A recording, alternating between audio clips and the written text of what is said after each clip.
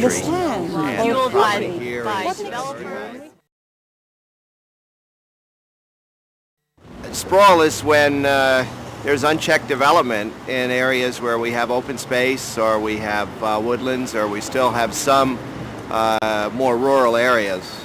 New Jersey, unfortunately, is one of the best examples of what sprawl can do detrimentally to a beautiful countryside area. What sprawl is the loss of open space, farmland, treed areas, forest areas, and we're losing too much of it. If, as many people do, you want to say that any type of development is sprawl, then that I don't think that it is a problem. Oh, it's a big problem in New Jersey. We're one of the most densely populated states. We have shopping mall pollution, we have condominiums with no character that are sprung up all over the place. We're seeing a great decrease in the amount of natural space that we have. New Jersey is not particularly dense. We have more people per square mile than India or Japan. We're the most densely populated state in the nation, and we place a premium on open space, and it's rapidly disappearing. And the only thing denser than our population are the politicians in New Jersey who just don't get it. The number one reason for protecting open space in northern New Jersey, and particularly in Morris County, is going to be to help assure a sustainable supply of water. If this area isn't protected, nothing is sacred. There really isn't any area that can't be plowed down and big buildings put on it. And then we'll have one humongous bedroom suburb, or really one big corporate headquarters, stretching from one end of New Jersey to the other.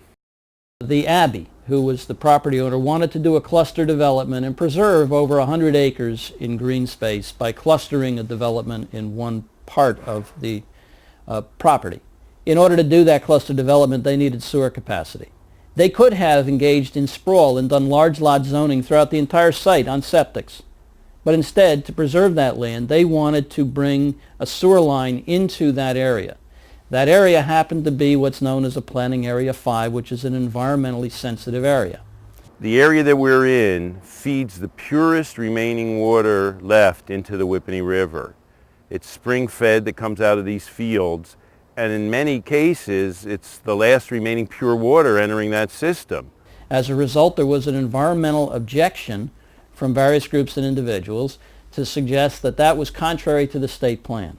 The state plan is really about a vision for the future that enables New Jersey to achieve goals that most of us want to see. The League of Municipalities' position at the recent convention was that this is truly a test case, because that issue becomes dangerously close to the state attempting to use the state plan as a stick. The plan has gotten way too detailed. In effect, it's functioning as a zoning map for the entire state. If you think about a town saying, we want to keep our home rule, we often ask them, well, how much control do you have over the air you breathe?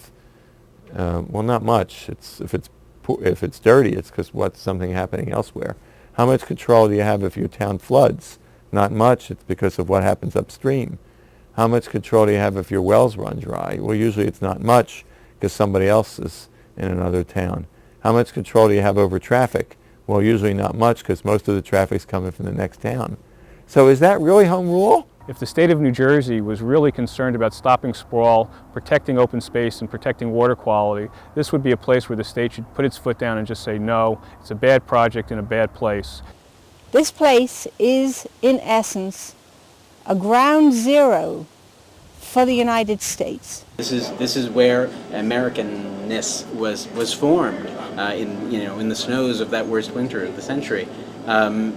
The solitude that the congressional reports talk about, the experience of going into Jockey Hollow and being in that place where that happened is palpable in the congressional reports. And even Mayor Potts, Clyde Potts of Morristown, wrote a lengthy letter to the Congress about that.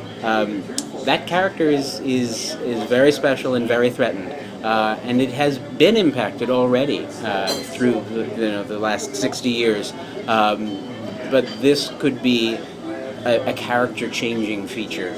This is a development on such a scale. Well, I've been working with the National Park Service, those Mike Henderson and the Morristown National Historic Park people, to see what we can do to provide federal dollars to buy land that belongs to the Abbey. As most people are aware, it's cheek by jowl with Morristown National Historic Park, particularly Jockey Hollow.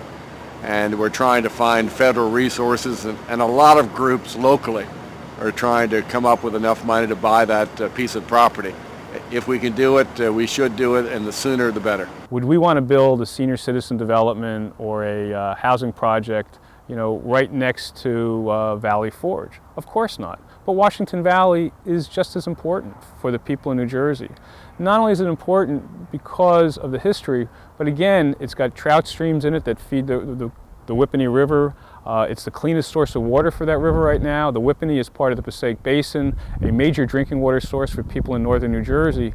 So what happens in this valley impacts not just a few people, not just some people who would like to build some housing, but it impacts all of us. The greater good of this area is to preserve it for its historical resource and its environmental resource.